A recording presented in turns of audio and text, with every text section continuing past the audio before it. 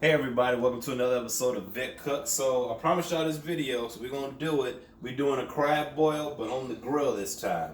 So follow me outside, I'm gonna show you what I got set up. I got my eggs peeled, I got my corn chucked, cut in half, and pretty much what we got going on the grill is I already started putting my sausage and my potatoes in there. And that's just so it cooks a little bit first, because these usually take the longest to cook. So I got that in there ready to go, and so we're gonna go inside. Actually, we will take this in, because it doesn't have to cook all the way, it just has to cook enough. All right, so yeah, there we go. All right, follow me back on in. Come on, doggos.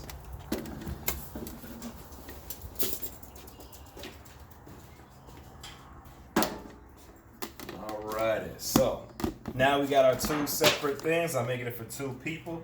So what I'm gonna do here is I'm gonna put my corn in,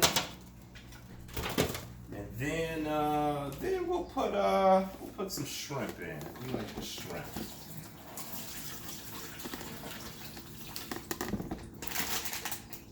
So now this is a pack of frozen shrimp. It's raw. It's already peeled into veins, so we're just gonna go ahead and add that in there.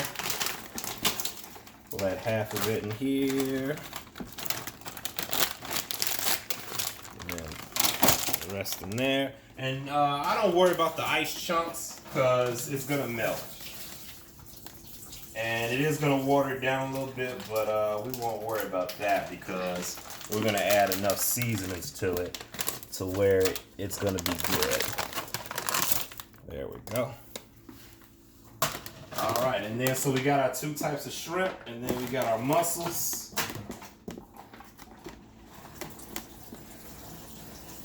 And if you've seen the other video, you know I usually set everything up, have everything good, just thawing out. This process, it really doesn't matter if it's thawed out or not. I try to thaw out as most as I can, just so there's not too much ice in here. But ultimately, it really doesn't matter. So now I got that. Now I'm gonna add my corn. I'm gonna add my potatoes and sausage, and it's pretty warm now. It's not hot to the touch, but I can just add that in there. And these small potatoes, they cook really fast, so that's not gonna be a problem. And yeah, we'll just mix all that up pretty good. There we go. All right, and now for me personally, I love my eggs. I'll put an egg in there too. And then I'm going to add my crawfish. Then last but not least, the most important part of a crab boil is you have to have the crab. So now this, I'm just gonna throw that on top too. And yeah, and the crab is still frozen, but once you put all this on the grill, it's gonna cook very evenly. It's gonna cook slow, but once you get to that final result, it's gonna be really good and delicious. So I always make sure I put the crab on top, because the crab can steam and it'll still be good. Alrighty.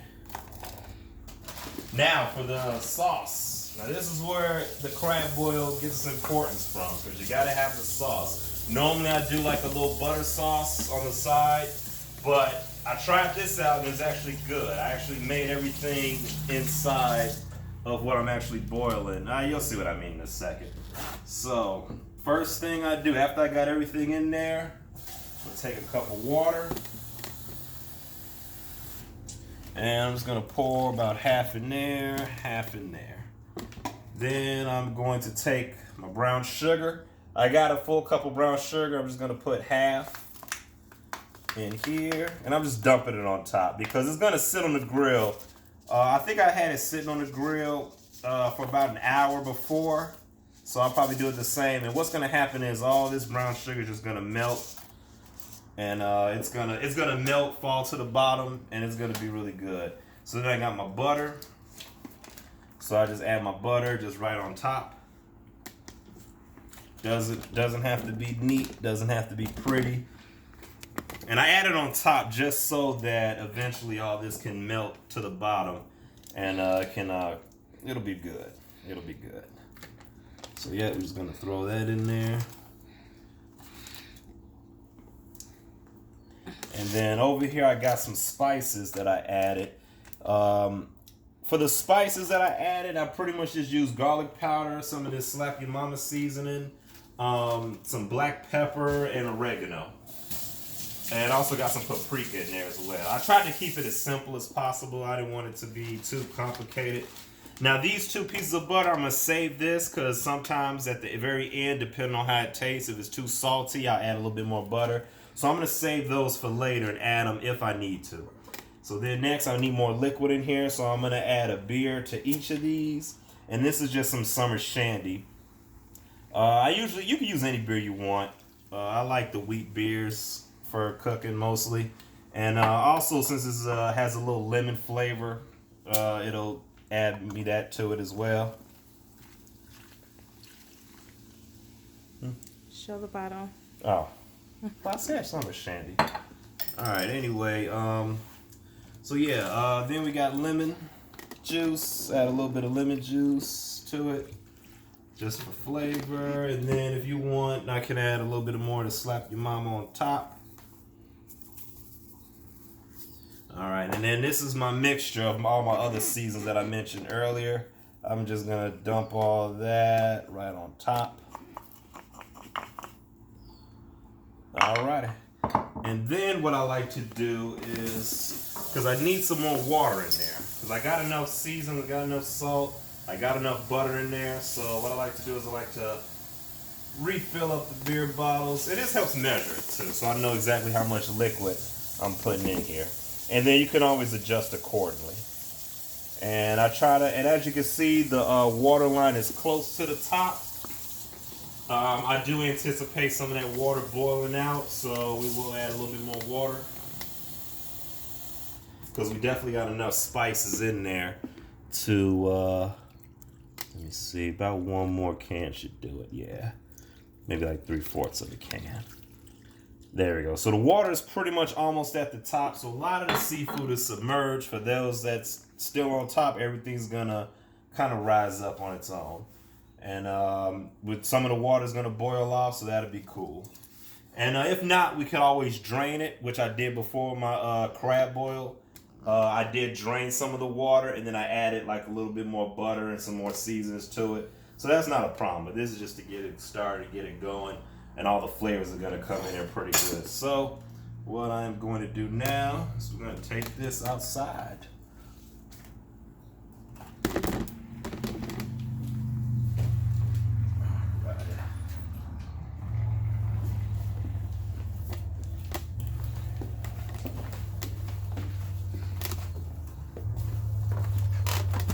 Alrighty, so now as you see, I got my grill going. It's pretty hot. It's usually hotter than what I usually have it for smoking, but the most important thing is I do want that heat on there. I do need a table out here, but we'll make this kind of quick. So first thing I'm gonna do, this grill is hot. I know I'm gonna use my apron. Set it right there for now.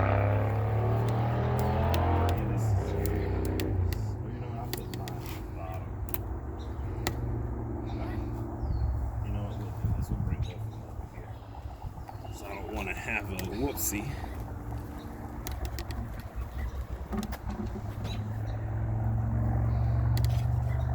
Alright, so now this one's mine. I'm gonna go ahead and set this. I'm gonna set it right over there. And then I have this piece here. Now I tried to measure it earlier to see if I could fit both of them on there, but on this grill I can't. If I didn't give away my other grill, ooh, that's hot.